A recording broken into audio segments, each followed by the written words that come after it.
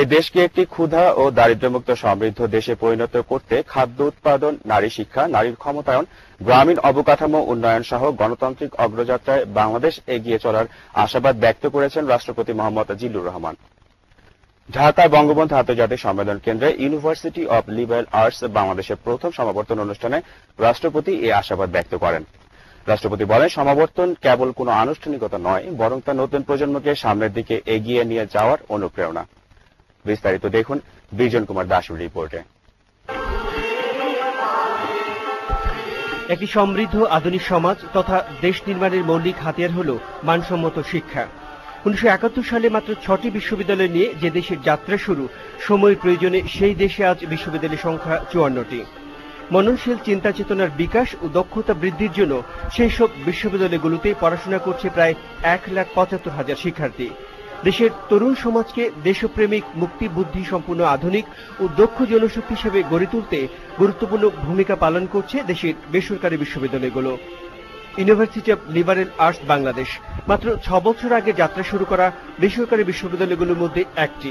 তাদের এই প্রথম সমাবর্তন অনুষ্ঠানে রাষ্ট্রপতি ও বিশ্ববিদ্যালয়ের চ্যান্সেলর মোহাম্মদ জিল্লুর রহমান বলেন, একটি ক্ষুধা ও দারিদ্র্যমুক্ত সমৃদ্ধ দেশ হিসেবে বাংলাদেশ আজ অনেকখানি এগিয়ে গেছে। জাতির জনকের স্বপ্ন ছিল এ দেশকে একটি ক্ষুধা ও দারিদ্র্যমুক্ত সমৃদ্ধ দেশে পরিণত করা। সেই স্বপ্ন আজও পুরোপুরি বাস্তবিত হয় নাই। তবু বাংলাদেশ আজ বিভিন্ন ক্ষেত্রে অনেকগুলো অগ্রসর হয়েছে। খাদ্য উৎপাদন, নারী শিক্ষা, নারীর ক্ষমতায়ন, গ্রামীণ অবকাঠামো উন্নয়ন সহ গণতান্ত্রিক অগ্রযাত্রায় বাংলাদেশ এগিয়ে চলেছে। দেশের বিশ্ববিদ্যালয়গুলোকে জ্ঞান চর্চার শ্রেষ্ঠ বিদ্যাপীঠ হিসেবে উল্লেখ করে রাষ্ট্রপতি বলেন, এখনো এমন কিছু বিশ্ববিদ্যালয় আছে যাদের যোগ্য শিক্ষক, ভালো গ্রন্থাগার ও শিক্ষার মান নিয়ে প্রশ্ন রয়েছে। তাদের সকল বিরাজমান সমস্যা তাদের নিজেদেরই সমাধান করতে হবে।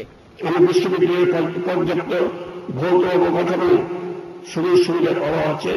ভালো গ্রন্থাগার অথবা যোগ্য শিক্ষক নিয়ে শিক্ষার মান কাঙ্ক্ষিত স্তরে পৌঁছানোর জন্য আরো আন্তরিক চেষ্টার প্রয়োজন রয়েছে বলে আমি মনে করি। অনুষ্ঠানে ইউনিভার্সিটি অব লিবারেল আর্টস বাংলাদেশের উপাচার্য প্রফেসর ডক্টর রফিকুল ইসলাম, পরিচালনা পর্ষদের সভাপতি কাজী শাহেদ আহমেদ, জাতিসংঘের আন্ডার সেক্রেটারি মিস আমিরা হক এবং বিশ্ববিদ্যালয়ের মঞ্জুরি কমিশনের চেয়ারম্যান প্রফেসর নজরুল ইসলাম বক্তব্য রাখেন। বিজন কুমার দাস, মাই টিভি, ঢাকা। 72 সংবিধান পুনঃপ্রতিষ্ঠায়